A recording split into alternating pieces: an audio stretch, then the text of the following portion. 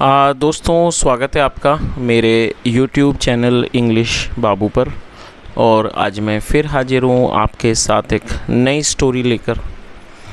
और दोस्तों आज जो कहानी मैं आपके लिए लेकर आया हूँ बहुत ही अच्छी कहानी है, बहुत ही अच्छे मॉरल के साथ। उसके अलावा दोस्तों आज की इस कहानी में आपको कई सारे नए इंग्लिश के वर्ड मीनिंग सीखने को मिलेंगे, उनकी करेक्ट प्रोनाउंसिएशन के बारे में पता चलेगा और हमेशा की तरह जो इसका ग्रामर का पार्ट है उसे डिटेल में कवर करेंगे, तो एक एक स्ट्रक्चर को आप बड़ी आसानी से सीख पाएंगे। तो चलिए दोस्तों आज की इस कहानी को हम शुरू करते हैं और सबसे पहले कहानी का टाइटल देखते हैं। कहानी का टाइटल है द रॉबर्स सैक्रिफाइस। क्या मतलब हुआ दोस्तों? रॉबर का मतलब होता है डाकू या फिर लुटेरा, और यहाँ एपिस्ट्रॉफी एस है। एपिस्ट्रॉफी एस का मतलब होता है का के की। जब हम किसी नाम या व्यक्ति के साथ कुछ जोड़ते हैं तो एपिस्ट्रॉफी एस का यूज़ किया जाता है। सैक्रिफाइस का मतलब होता है बलिदान। ये नाउन है, साथ में ये वर्ब भी है, यहाँ इसको नाउन के रूप में प्रयोग किया गया है। द रॉबर्स सैक्रिफाइस का मतलब हुआ डाकू का बलिदान। तो दोस्तों ये आज की इस कहानी का टाइटल है, शीर्षक है। और अब मैं इसे पढ़ना शुरू करता हूँ। आपसे रिक्वेस्ट है आप इस कहानी को बिल्कुल ध्यान से सुने। यदि आज की कहानी में आपको कोई नया शब्द या फिर नया स्ट्रक्चर मिले तो आप उसको नोट करें, और यदि कहानी अच्छी लगे तो लाइक भी ज़रूर करें। तो चलिए इसको शुरू करते हैं। Once upon a time a king ruled over a big and prosperous kingdom. क्या अर्थ हुआ दोस्तों? ये जो वाक्य है ये एक पास्ट इंडेफिनिट का अफर्मेटिव वाक्य है, और जब हम पास्ट इंडेफिनिट में कोई अफर्मेटिव का वाक्य बनाते हैं तो वहाँ वर्ब की सेकंड फॉर्म का यूज़ किया जाता है। RULE रूल का मतलब होता है शासन करना, राज करना। सेकंड फॉर्म है रूल्ड। क्या अर्थ हुआ? वंस अपॉन आ टाइम एक समय की बात है, आ किंग एक राजा, रूल्ड शासन करता था, ओवर अ बिग एक बड़े और प्रोस्पेरस किंगडम। एंड प्रोस्पेरस का मतलब समृद्ध या फिर अमीर, एक बड़े और समृद्ध राज्य पर। तो पूरी लाइन का क्या अर्थ हुआ कि एक समय की बात है, एक राजा एक बड़े और समृद्ध राज्य पर राज करता था। He took care of his subjects as his own children. दोस्तों टेक केयर का मतलब होता है देखभाल करना, और सेकंड फॉर्म में टुक केयर, ये भी पास्ट का वाक्य है। और सब्जेक्ट का मतलब विषय होता है, उसके अलावा सब्जेक्ट का मतलब प्रजा भी होता है, तो यहाँ इसका मतलब प्रजा। He took care of his subjects, वह अपनी प्रजा की देखभाल करता था, एज हिज ओन चिल्ड्रन अपने खुद के बच्चों की तरह। The people of his kingdom too loved and trusted him as their own father. क्या अर्थ हुआ? The people of his kingdom, जो उसके मतलब the people of his kingdom मतलब कि उसके राज्य के लोग, टू लव्ड वो भी प्यार करते थे, एंड ट्रस्टेड हिम और उस पर विश्वास करते थे, एज देयर ओन फादर अपने खुद के पिता के तरह। तो इस तरह से पूरी लाइन का क्या अर्थ निकला कि उसके राज्य के लोग भी उसे प्यार करते थे, उस पर विश्वास करते थे, और एज देयर ओन फादर मतलब उस अपने खुद के पिता के समान उस पर विश्वास करते थे और उसे प्यार करते थे। With time the king was growing old. दोस्तों ग्रो ओल्ड का मतलब होता है बूढ़ा होना, आयु का बढ़ना। और ये जो वाक्य है ये पास्ट कॉन्टिन्यूस का वाक्य है। पास्ट कॉन्टिन्यूस मतलब होता है ऐसे वाक्य जहाँ वाक्यों में रहा था रही थी जैसे शब्द आते हैं, ऐसे वाक्यों में वॉज या फिर वर्ब का यूज़ हेल्पिंग वर्ब के रूप में किया जाता है, साथ में वर्ब की ING फॉर्म लगाई जाती है। तो क्या अर्थ हुआ इस लाइन का? The king was growing old, राजा बूढ़ा हो रहा था। Naturally he wanted his only son to take over the charge of the kingdom. क्या अर्थ हुआ नेचुरली? दोस्तों नेचुरली का मतलब होता है स्वाभाविक रूप से। ये एडवर्ब है। एडवर्ब का मतलब होता है ऐसा शब्द जो किसी वर्ब की विशेषता के बारे में बताएं। और ये जो दोस्तों वाक्य ये भी पास्ट इंडेफिनिट का वाक्य है, जहाँ पे सेकंड फॉर्म लगाते हैं। वांट मतलब चाहना, सेकंड फॉर्म वांटेड। नेचुरली स्वाभाविक रूप से, ही वांटेड वह चाहता था, हिज ओनली सन उसका इकलौता बेटा to take over the charge, कि वो राज्य का कार्यभार संभाले, ऑफ द किंगडम, मतलब वो राज्य का जो चार्ज है, कार्यभार है, उसको वो संभाले। तो इस तरह से पूरी लाइन का क्या अर्थ निकला कि स्वाभाविक रूप से राजा चाहता था उसका इकलौता बेटा राज्य का कार्यभार संभाले, but the prince had no interest in the affairs of the kingdom, लेकिन राजकुमार की कोई रुचि नहीं थी, in the affairs of the kingdom, राज्य के मामलों में राजकुमार की कोई भी रुचि नहीं थी। चलिए आगे देखिए।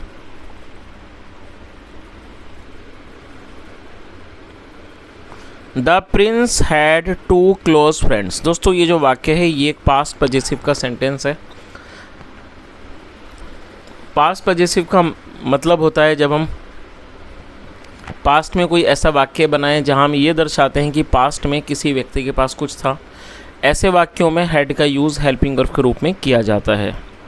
मान लीजिए मैं एक एग्जांपल के साथ समझाता हूँ। मेरे पास एक किताब थी, तो यहाँ मैं दिखा रहा हूँ कि पास्ट में मेरे पास कोई वस्तु थी, तो इसको हम कैसे ट्रांसलेट करेंगे, सब्जेक्ट के बाद had, I had a book. तो यहाँ पर क्या इस लाइन का उत्तर हुआ, the prince had two close friends. राजकुमार के दो खास दोस्त थे। चलिए दोस्तों यहाँ एक छोटा सा सेंटेंस देना चाहूँगा, यदि आपको ये स्ट्रक्चर समझ आया तो आप ज़रूर ट्रांसलेट करें, कमेंट में शेयर करें। नोट कर लीजिए, हमारे पास एक कार थी। आप इस वाक्य को ट्रांसलेट करें और कमेंट में ज़रूर बताएं। चलिए आगे देखिए।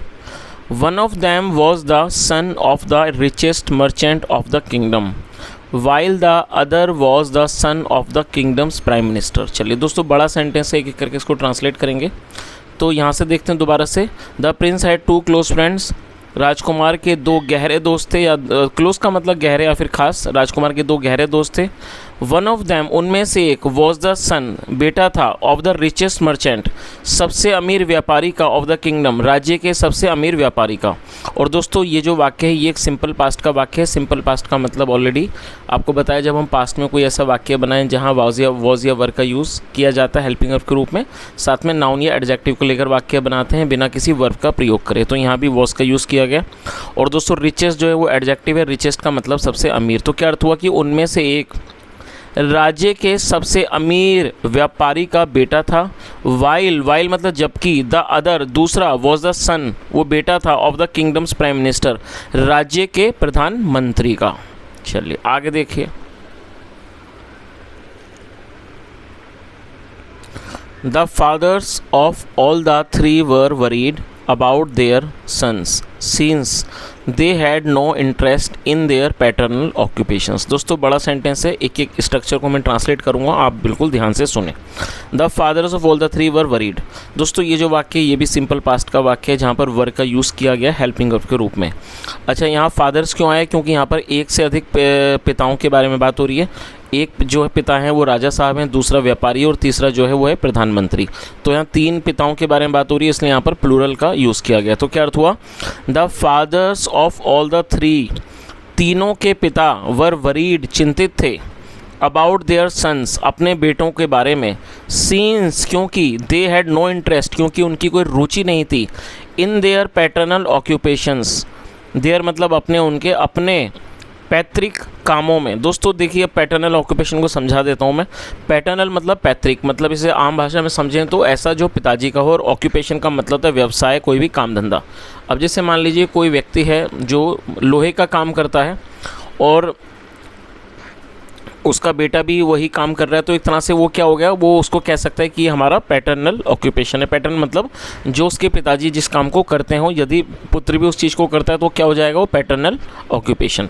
तो इस तरह से पूरी लाइन का क्या अर्थ हुआ कि तीनों के पिता चिंतित थे अबाउट देयर सन्स अपने बेटों को लेकर, क्योंकि they had no interest in their paternal occupations, क्योंकि उनका अपने पैतृक कामों में, पैतृक जो ऑक्यूपेशंस थे, जो पैतृक उनके व्यवसाय थे, उनमें उनकी कोई रुचि नहीं थी।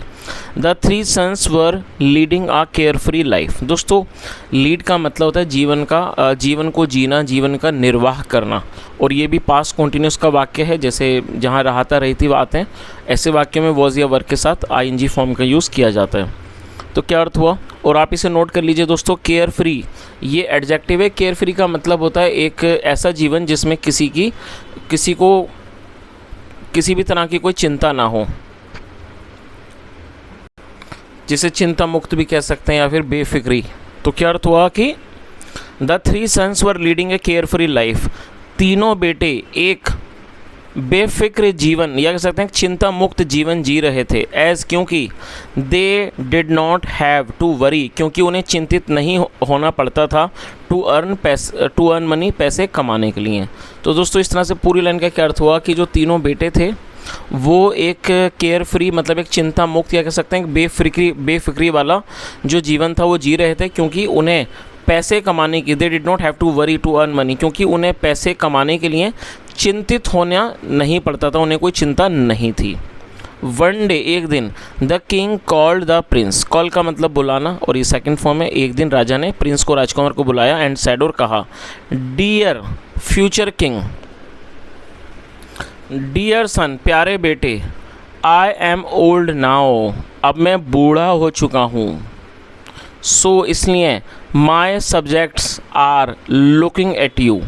और दोस्तों ये जो वाक्य है ये प्रेजेंट कॉन्टिन्यूस का सेंटेंस है। जैसे पास्ट कॉन्टिन्यूस में रहा था, रही थी आता है, वैसे प्रेजेंट कॉन्टिन्यूस में रहा है, रही आता है। और ऐसे वाक्यों में इज एम आर का यूज़ किया जाता है, हेल्पिंग वर्ब के रूप में, साथ में आईएनजी फॉर्म का यूज़ किया जाता है। तो क्या अर्थ हुआ, जो राजा था उसने राजकुमार को बुलाया और कहा कि डियर सन प्यारे बेटे, आई एम ओल्ड नाउ, अब मैं बूढ़ा हो चुका हूँ। सो इसलिए माई सब्जेक्ट्स, मेरी प्रजा, आर लुकिंग एट यू, तुम्हें देख रही है, विद स्ट्रॉन्ग बिलीफ, एक मजबूत विश्वास के साथ, दैट की you will look after them, कि तुम उनकी देखभाल करोगे, विद द सेम जील, उसी जोश से, एंड डिटर्मिनेशन, और संकल्प से, as your ancestors have done, जैसा तुम्हारे पूर्वजों ने किया है।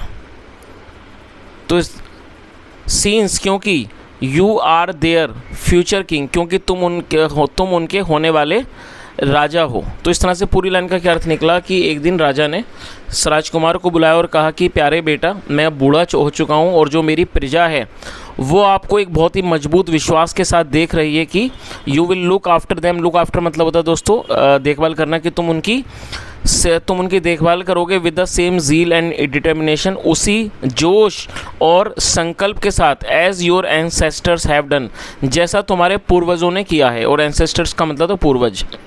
Scenes you are their future king, क्योंकि तुम उनके होने वाले राजा हो। फ्यूचर किंग मतलब होने वाले या फिर भविष्य के राजा।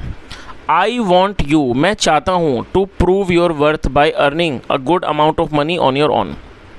और दोस्तों ये प्रेजेंट इंडेफिनिट का वाक्य है। प्रेजेंट इंडेफिनिट मतलब ऐसे वाक्य जहाँ वाक्यों में ताहे तिये आता है टेल पर, ऐसे वाक्यों में आई वी यू दे के साथ फर्स्ट फॉर्म का यूज़ किया जाता है। और यदि सब्जेक्ट ही, शी, इट या सिंगुलर होगा तो फिफ्थ फॉर्म लगाई जाती है। तो यहाँ आई है जिसके साथ वॉन्ट लगाया गया है।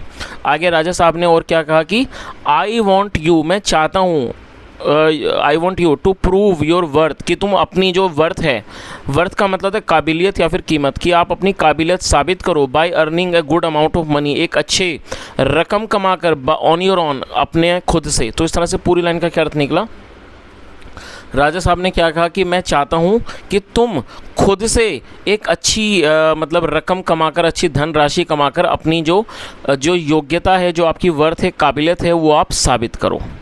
The prince was deeply touched. दोस्तों डीपली टच्ड का मतलब होता है बहुत ज़्यादा, एक तरह से कह सकते हैं कि द्रवित हो जाना,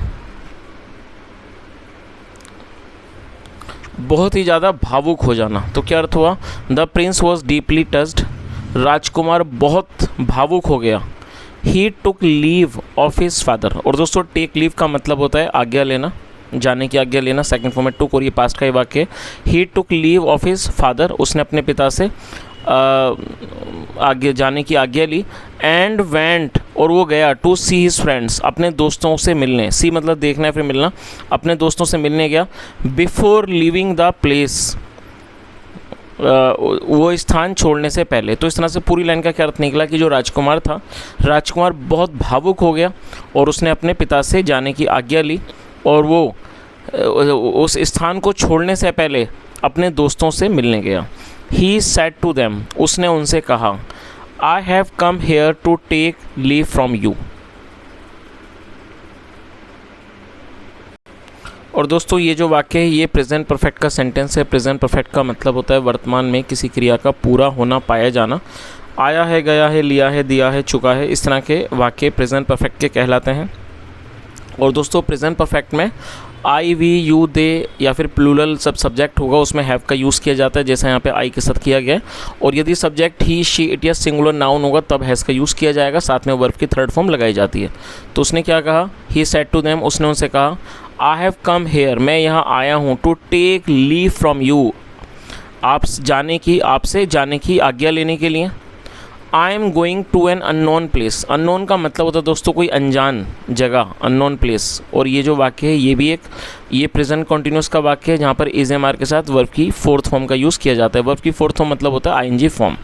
तो उसने क्या कहा, यहाँ से देखते हैं कि उसने उनसे कहा, I have come here to take leave from you, मैं यहाँ आपसे जाने की अनुमति लेने आया हूँ। I am going to an unknown place, मैं एक अनजान जगह जा रहा हूँ।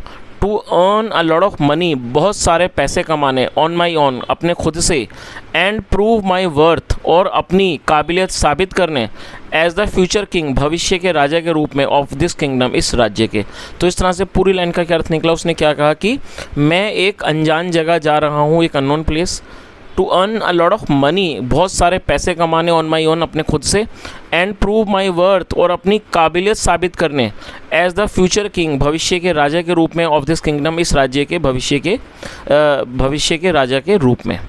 एट दिस, इस बात पर, the son of the merchant said, व्यापारी के बेटे ने कहा, my father too wants me to prove my worth. और दोस्तों टू का मतलब यहाँ पर भी है, तो क्या अर्थ हुआ, जो व्यापारी का बेटा था उसने कहा कि my father too wants me to prove my worth, मेरे पिताजी भी चाहते हैं मैं अपनी काबिलियत साबित करूं। लेट अस गो टुगेदर, चलो हम साथ चलते हैं।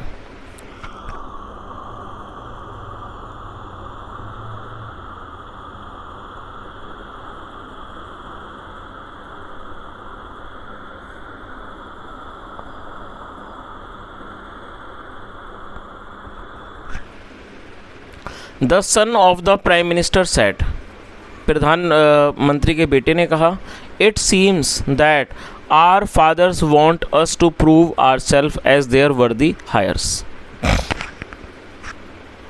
और दोस्तों देखिए इसे नोट जरूर कर लीजिए, ये सीम का मतलब होता है लगना, प्रतीत होना, अच्छा वर्ड है। और ये जो वाक्य है ये प्रेजेंट इंडेफिनिट का ही अफर्मेटिव वाक्य है। और जैसा मैंने आपको रूल में 2 बार बताया, जब सब्जेक्ट हमारा ही, शी, इट या सिंगुलर नाउन होता है तो फिफ्थ फॉर्म का यूज़ किया जाता है।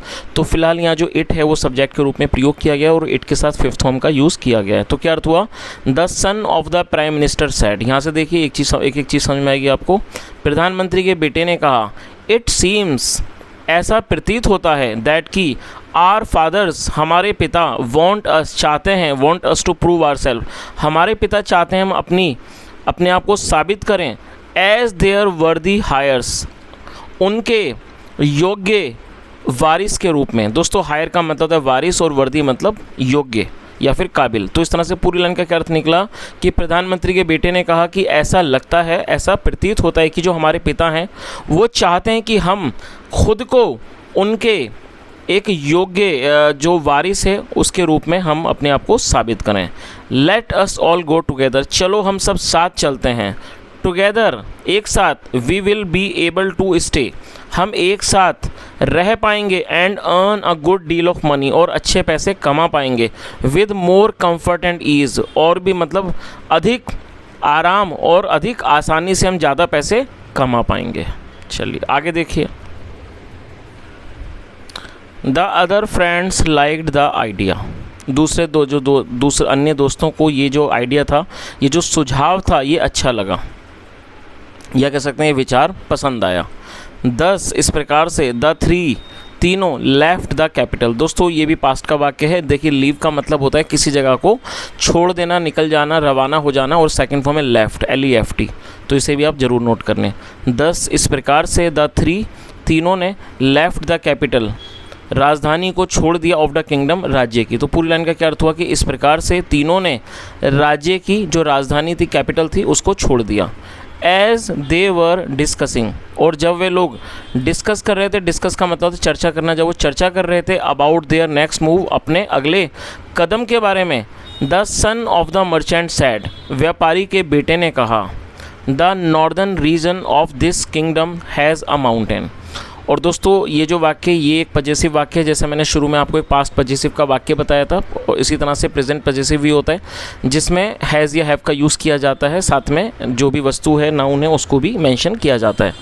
तो जो व्यापारी का बेटा था उसने क्या कहा, द नॉर्दर्न रीजन, नॉर्दर्न का मतलब होता है उत्तरी, मतलब जो उत्तरी क्षेत्र है, ऑफ दिस किंगडम, इस राज्य का जो उत्तरी क्षेत्र है, हैज़ ए माउंटेन। तो पूरी लाइन का क्या अर्थ हुआ, the northern region of this kingdom has a mountain. इस राज्य के उत्तरी क्षेत्र में एक पहाड़ है। The hills and valleys, hills का मतलब होता है पहाड़ियाँ और वैली का मतलब घाटियाँ। Hills and valleys over there are rich in precious gems. तो इस तरह से पूरी लाइन का क्या अर्थ निकला, उसने क्या कहा कि वहाँ की पहाड़ियाँ और घाटियाँ कीमती रत्नों से भरी हुई हैं। जेम्स मतलब रत्न, प्रीशियस मतलब कीमती, कीमती रत्नों से भरी हुई हैं। वी कैन गो देयर, हम वहाँ जा सकते हैं। एंड कलेक्ट दोज जेम्स, और उन रत्नों को इकट्ठा कर सकते हैं। सेल दैम, उन्हें बेच सकते हैं। And earn a good Fortune, और एक अच्छी रकम, अच्छा धन कमा सकते हैं। दिस वे, इस तरह से, वी विल प्रूव, हम साबित करेंगे, आर फादर्स, अपने पिताओं को, that we are their worthy heirs, कि हम उनके योग्य वारिस हैं। चलिए आगे देखिए। The other two friends like this idea, अन्य दोनों दोस्तों को ये जो आइडिया था, ये सुझाव था, विचार था, वो अच्छा लगा। सो ऑल द थ्री, इसलिए तीनों फ्रेंड्स सेट ऑफ, तीनों दोस्त निकल पड़े, फॉर द माउंटेन, पहाड़ के लिए। दे फाइनली रीच द माउंटेन। दोस्तों फाइनली मतलब था अंततः या आखिरी में, और दे का मतलब होता है वे या फिर वे लोग। जब सब्जेक्ट में एक से अधिक लोग शामिल होते हैं तो दे का यूज़ किया जाता है, जो कि एक प्लूरल नाउन है। They finally reach the mountain, वे अंत में अंततः वह पहाड़ पर पहुंच गए। After overcoming many challenges, overcoming मतलब होता है किसी चीज़ पर हावी हो जाना या उन पर सफलता पा लेना, या किसी चीज़ से उबर जाना। तो क्या अर्थ हुआ कि they finally reach the mountain after overcoming many challenges, वे कई चुनौतियों से उबर कर आखिरकार पहाड़ पर पहुंच गए। फॉर सम डेज, कुछ दिनों तक, they lived on the mountain, वे लोग, या कह सकते हैं वे पहाड़ों पर रहे। Surviving on the wild fruit, surviving on the wild fruits, roots and flesh of their hunted animals. Hunted का मतलब शिकार किए हुए। तो दोस्तों अभी इसको यहाँ से यहाँ तक मैं ट्रांसलेट करता हूँ, आप इसको ध्यान से सुने। For some days they lived on the mountain, कुछ दिनों तक वो पहाड़ों पर रहे। Surviving on the wild fruits, roots and flesh of their hunted animals, कुछ दिनों तक वो जंगली फल, जड़ें और अपने द्वारा शिकार किए गए जानवरों के मांस को खाकर वो कुछ दिनों तक उस पहाड़ पर रहे। सर्वाइव करना मतलब जीना। They had learned during their student life in the ashram how to live on the mountains and in the jungles. दोस्तों ये जो वाक्य है, ये यहाँ हैड के साथ थर्ड फॉर्म का यूज़ किया गया। ये पास्ट परफेक्ट का वाक्य है। पास्ट परफेक्ट मतलब पास्ट में किसी क्रिया का पूरा होना, पाया जाना। ऐसे वाक्यों में हैड के साथ थर्ड फॉर्म लगाई जाती है। क्या अर्थ हुआ, दे हैड लर्नड, वह उन्होंने सीखा था, ड्यूरिंग देयर स्टूडेंट लाइफ, अपने विद्यार्थी जीवन में, इन द आश्रम, आश्रम में, how to live on the mountains, पहाड़ों में कैसे रहते हैं, एंड इन द जंगल्स, और जंगलों में। तो इस तरह से पूरी लाइन का क्या अर्थ निकला कि उन्होंने अपने विद्यार्थी जीवन में आश्रम में सीखा था कि पहाड़ों में और जंगलों में कैसे रहते हैं। देयर, वहाँ, दे हैड ऑल्सो लर्नड, वहाँ उन्होंने ये भी सीखा था, टू कुक, पकाना, एंड रोस्ट मीट, और मीट को, मांस को भूनना। During their stay in the mountain, और स्टे मतलब रहना, और अपने पहाड़ों में रहने के दौरान, ड्यूरिंग मतलब दौरान, दे थॉरोली सर्च, उन्होंने अच्छी तरह से सर्च किया, तलाश की, द हिल्स एंड वैलीज़, पहाड़ों की और घाटियों की। आगे देखिए।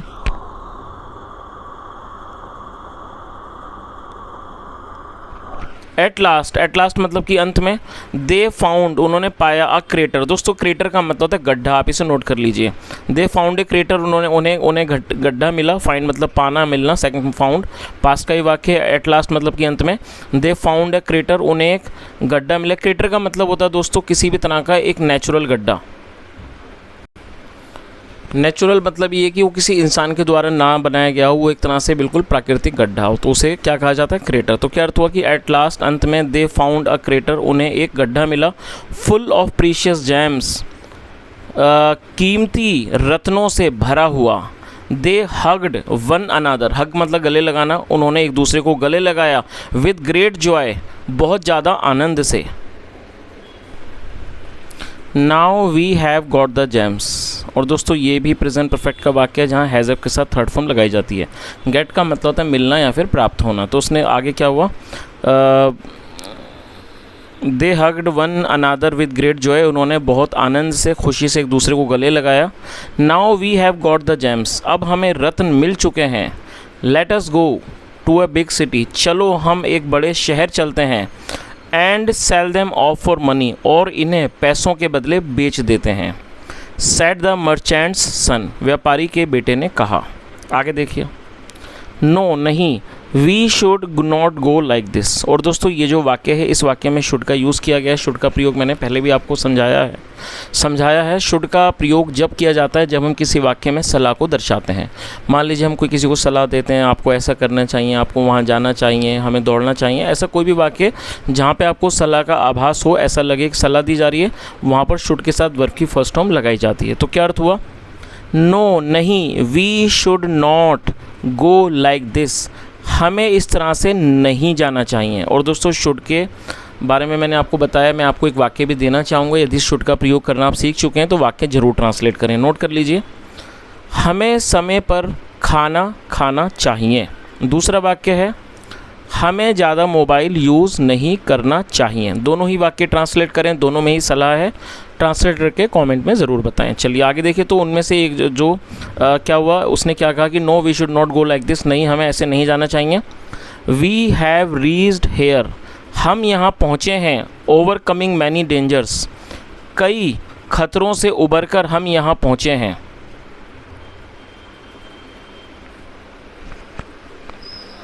We have reached here overcoming many dangers, हम कई खतरों का सामना करके कह सकते हैं, कई खतरों से उबर कर यहाँ पहुँचे हैं।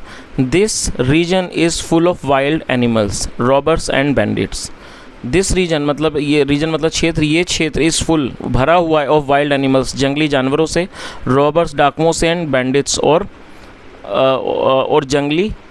जंगल के डाकुओं से। तो इस तरह से पूरी लाइन का क्या अर्थ निकला, उसने क्या कहा कि ये क्षेत्र जंगली जानवरों से, लुटेरों से और डाकुओं से भरा हुआ है।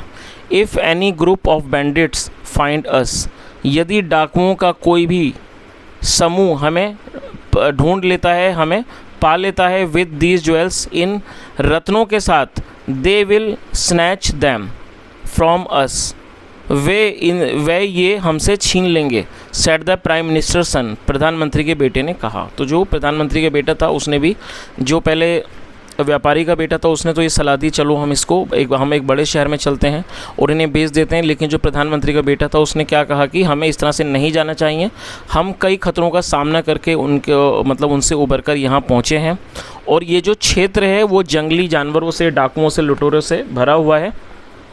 और अगर डाकुओं का कोई भी जो समूह है वो हमें इन रत्नों के साथ, इन ज्वेल्स के साथ पा लेता है, तो क्या वो हमसे ये छीन लेंगे।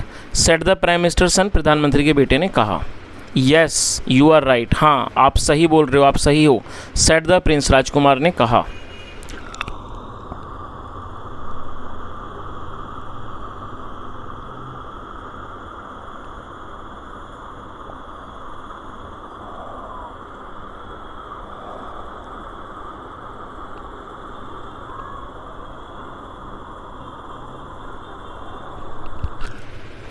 What should we do then? Asked the merchant son. फिर हमें क्या करना चाहिए, व्यापारी के बेटे ने पूछा। Let us break the gems into tiny pieces. चलो हम इन रत्नों को, टाइनी मतलब छोटे, छोटे टुकड़ों में तोड़ देते हैं। ब्रेक मतलब तोड़ना, चलो हम इन रत्नों को छोटे टुकड़ों में तोड़ देते हैं। एंड swallow them, swallow मतलब निगल जाना, और इनको निगल जाते हैं। along with some fruits, कुछ फलों के साथ। Suggested the son of the prime minister, suggest मतलब सुझाव देना, प्रधानमंत्री के बेटे ने सुझाव दिया। तो जो व्यापारी का बेटा था उसने पूछा कि भाई हमें फिर और क्या करना चाहिए, तो जो प्रधानमंत्री का बेटा था उसने क्या सलाह दी, उसने सुझाव दिया कि हमें इन रत्नों को छोटे छोटे टुकड़ों में तोड़ना चाहिए और उन्हें फलों के साथ स्वैलो कर देना चाहिए, निगल जाना चाहिए। दे ऑल डिड लाइकवाइज, उन सब ने ऐसा ही किया। नाउ अब a robber was following the friends, follow का मतलब पीछा करना। अब एक जो लुटेरा था वॉज फॉलोइंग द फ्रेंड्स, वो दोस्तों का पीछा कर रहा था। फॉर सम टाइम, कुछ समय से। ही सो दैम स्वेलिंग द जेम्स, और दोस्तों सी मतलब देखना, सेकंड फॉर्म सो पास्ट का ही वाक्य है। उसने उन्हें रत्नों को स्वेलो करते हुए मतलब निगलते हुए देख लिया। I should be friend them, और दोस्तों यहाँ भी देखिए शुड का यूज़ किया गया, जैसा ऑलरेडी मैंने आपको बताया शुड का प्रयोग वाक्यों में सलाह को दर्शाने के लिए किया जाता है। और ये देखिए मैं चाहूँगा आप इसे भी ज़रूर नोट करें, कुछ ऐसे वर्ड होते हैं जो आमतौर पर देखने को नहीं मिलते हैं, तो इन तरह के शब्दों को ज़रूर नोट किया कीजिए। बी फ्रेंड का मतलब होता है किसी से दोस्ती करना, मित्रता करना। तो उसने क्या कहा, I should be friend them. और दोस्तों यहाँ पे किसके बारे में बात हो रही है, यहाँ पे उस लुटेरे के बारे में बात हो रही है जो इनका कई दिनों से पीछा कर रहा था, इन तीनों लड़कों का, और उसने इन तीनों को मतलब मतलब जो रतन थे उनको निगलते हुए देख लिया था। तो उसने क्या कहा, I should be friend them, मुझे इनसे दोस्ती करनी चाहिए। और दोस्तों यदि आपको याद होगा कम्युनिटी पोस्ट में मैं इस तरह के सेंटेंसेस देता रहता हूँ जहाँ पे नए नए शब्द मैं आपको बताता हूँ। तो मैंने 3-4 दिन पहले एक बी फ्रेंड से जुड़ा हुआ एक सेंटेंस भी मैंने वहाँ पर पोस्ट किया था। तो क्या अर्थ हुआ, I should be friend them, मुझे उनसे दोस्ती करनी चाहिए। दैन फिर एट नाइट, रात को, when they are fast asleep, जब वे गहरी नींद में सोए हुए होंगे, I will cut open their stomachs, मैं इनके पेटों को काट के खोल दूंगा। टू गेट द जेम्स, रत्नों को लेने के लिए, रत्नों को प्राप्त करने के लिए। थिंकिंग सो, ऐसा सोचते हुए, the robber went to them, लुटेरा उनके पास गया, एंड सैड, और कहा, हेलो फ्रेंड्स, हेलो दोस्तों, आई एम अ ट्रैवलर, मैं एक ट्रैवलर हूँ। ट्रैवलर का मतलब यात्री, मैं एक यात्री हूँ। Going to the capital of this kingdom, इस राज्य की राजधानी में जा रहा हूँ। तो दोस्तों यहाँ तक आपको समझ आ ही गया होगा कि जो लुटेरा था, जो पीछा कर रहा था, उसने क्या सोचा कि मैं इनसे दोस्ती कर लेता हूँ, और रात को मैं जब वो गहरी नींद में फास्ट अस्लीप मतलब गहरी नींद में सोया हुआ ना, जब ये फास्ट अस्लीप होंगे मतलब गहरी नींद में सोए हुए होंगे, I will cut open their stomach, मतलब मैं इनके पेटों को काट के फाड़ दूंगा, खोल दूंगा। टू गेट द जेम्स, रत्नों को लेने के लिए। और ऐसा सोचते हुए वो उनके पास गया और उसने कहा कि दोस्तों, आई एम अ ट्रैवलर, मैं एक यात्री हूँ, going to the capital of this kingdom, जो इस राज्य की राजधानी में जा रहा है। सीन्स, क्योंकि this region is full of wild animals, क्योंकि ये जो रीजन है, क्षेत्र है, is full of wild animals and bandits, वो जंगली जानवरों और बैंडिट से मतलब डाकुओं से भरा हुआ है। Can I join, can I join you, क्या मैं आपके साथ शामिल हो सकता हूँ। Till we reach the plains, जब तक हम पठार में ना, प्लेन्स का मतलब होता है मैदानी क्षेत्र, जब तक हम मैदानी क्षेत्र में ना पहुँच जाएं। चलिए आगे देखिए।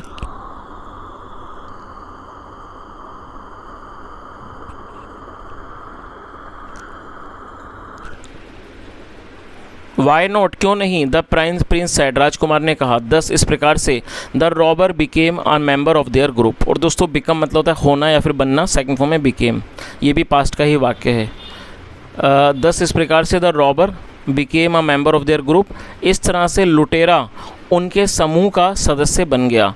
The three friends treated him well, तीनों, और ट्रीट का मतलब होता है व्यवहार करना, तीनों दोस्तों ने उससे अच्छे से व्यवहार किया, उसका सत्कार किया। विथ फ्रूट्स, फलों से, नट्स, काजू बादाम से, एंड रोस्टेड मीट, और भुने हुए मांस से, दैट दे हैड, जो उनके पास था। तो इस तरह से पूरी लाइन का क्या अर्थ हुआ कि जो तीनों दोस्त थे उन्होंने उसका जो स्वागत था वो फलों से, काजू बादाम से और भुने हुए मांस से किया जो उनके पास था। At night they all prepared their grassy bedding, दोस्तों ग्रासी बेडिंग का मतलब होता है घास का बिस्तर। रात में they all prepared their grassy bedding, तीनों ने घास का जो बिस्तर था वो तैयार किया। टू स्लीप, सोने के लिए। दे वर अबाउट टू स्लीप, वह सोने वाले थे। वैन, जब। दे heard a loud noise near by, जब उन्होंने एक भारी शोर को नज़दीक में एक भारी शोर को, भारी आवाज़ को सुना। तो पूरी लाइन का क्या अर्थ हुआ, दे वर अबाउट टू स्लीप। और दोस्तों अबाउट टू का यूज़ किया जाएगा जब हम कोई ऐसा कोई वाक्य बनाएंगे पास्ट में, वाला था, वाली थी, ऐसे वाक्यों में वॉज अबाउट टू या फिर वर अबाउट टू का यूज़ किया जाएगा, साथ में फर्स्ट फॉर्म लगाई जाती है। तो क्या अर्थ हुआ, दे वर अबाउट टू स्लीप, वे सोने वाले थे, वैन जब, दे heard a loud noise near by, जब उन्होंने नियर बाई मतलब नज़दीक में एक भारी शोर सुना। एज दे गॉट अप, और जब वो उठे, to find out the reason, पता वजह मतलब कि कारण जानने के लिए, ऑफ द नॉइज़, उस शोर के कारण जानने के लिए, they found them self surrounded by some bandits. और दोस्तों सराउंडेड मतलब होता है घिरा हुआ, और फाइंड मतलब पाना, सेकंड में फाउंड। दे फाउंड दैम सेल्फ सराउंडेड, उन्होंने खुद को घिरा पाया, बाय सम बैंडिट्स, कुछ डाकुओं से। तो इस तरह से पूरी लाइन का क्या अर्थ निकला कि जब वे शोर का कारण जानने के लिए उठे, तब उन्होंने खुद को डाकुओं से घिरा हुआ पाया। The bandits made them walk to a river side where their chief was sitting, जो डाकू थे वो उन्हें चलाकर रिवर साइड ले गए, मतलब नदी के किनारे पर ले गए। Where their chief was sitting, जहाँ उनका मुखिया बैठा हुआ था, चीफ मतलब मुखिया या फिर सरदार। You all are coming from the hills, तुम सब पहाड़ों से आ रहे हो।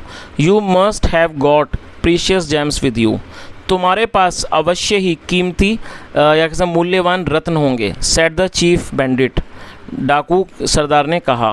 बट लेकिन, all the four denied it, लेकिन चारों ने मना कर दिया। डिनाई का मतलब होता है मना करना, और ये फोर्थ फॉर्म है। चलिए दोस्तों, आज हम इस कहानी को यहीं तक रखते हैं। अनफॉर्चुनेटली दोस्तों मैं इसको आज कवर नहीं कर पाऊँगा, क्योंकि दोस्तों मैं करना तो चाहता था और आज मेरे पास टाइम भी है, लेकिन प्रॉब्लम यहाँ ये है दोस्तों कि जिस फ़ोन से मैं इसको शूट कर रहा हूँ दोस्तों, आज लाइट ना होने की वजह से मैं इसको पूरी तरह से चार्ज नहीं कर पाया था, और मुझे लगता है ये अब 3-4 मिनट में ही दोस्तों ये डिस्चार्ज हो जाएगा मोबाइल। तो सॉरी, मैं इसको कवर ज़रूर करना चाहता था, लेकिन अब मैं नहीं कर पाऊँगा, क्योंकि दोस्तों बैटरी नहीं बची है। तो यहाँ तक सुनने के लिए दोस्तों आपका बहुत बहुत धन्यवाद।